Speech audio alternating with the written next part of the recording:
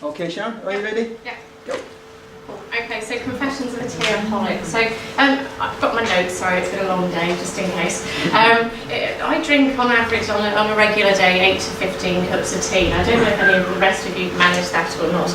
A lot of other people that I work with are presented here, so I thought, well, I better rock up and do one of these. What should I talk about? Well, I drink a lot of tea, so I must know a load about tea. Turns out I know nothing about tea, so this was a really great idea that I had. And everything that I actually knew about tea also turned out to be rubbish. It just all turned out to be false. And when I say I drink a lot of tea, I don't mean those kind of namby-pamby little 2 sips and they're gone cups. And the only time I really want to be putting out my little finger is if I'm counterbalancing a bucket of tea. So drinking this much tea does have the effect that I get really yellow teeth. They're not that bad, it is dark, they're not that bad, that's not my teeth. But my dentist told me that this was fine because tannin helps your teeth. So that was false as well, so I'm not going back to that dentist. One thing that was true that I knew was that cats can't have tea. It gives them palpitations, gives them tremors, gives them fits, makes them breathless, which is much the same as what tea does to me. One thing I did know about tea was about geishas and tea and this whole idea of a tea ceremony. So that's kind of based around Zen Buddhism and a kind of methodical approach to applying hot water to tea leaves. And the whole thing around sushi is the same, kind of a place for everything and everything in its place.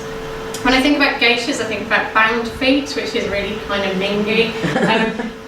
Researching this started in China in 960, and there's still people doing it now, even though the authorities tried to ban it in 1911.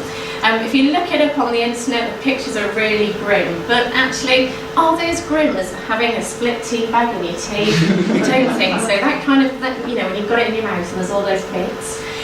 The other thing that I was thinking is really spectacularly grim. It's that cup of tea that colleague makes you, but you know you've got to let them make their tea sometimes.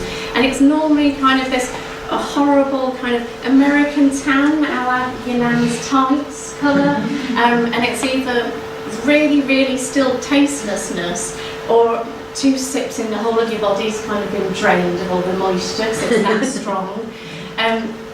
So what else do I know about tea? I know that PG Tips in 1956 started advertising tea using chimps from Dubai Cross Zoo, and they put them in hilarious situations such as tea parties and decorating your back room.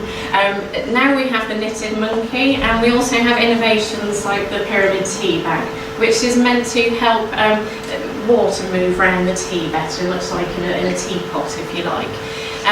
Tea is it counts as your 8 glasses of water that you're meant to have a day, and your brain is 80% water, which means I'm basically doing this today and running on tea.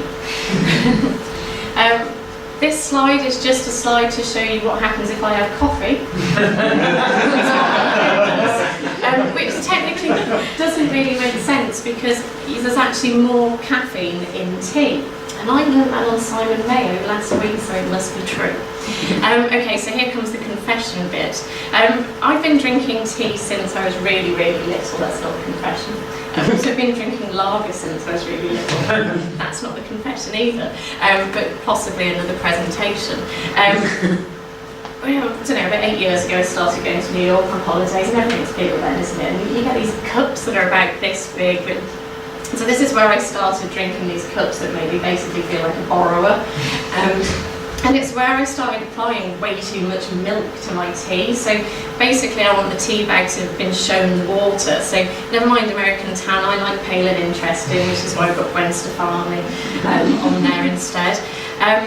So there's this whole thing about milk, isn't there, in tea, and whether, you know, there's an etiquette about whether you put it in first or whether it goes in the cup afterwards.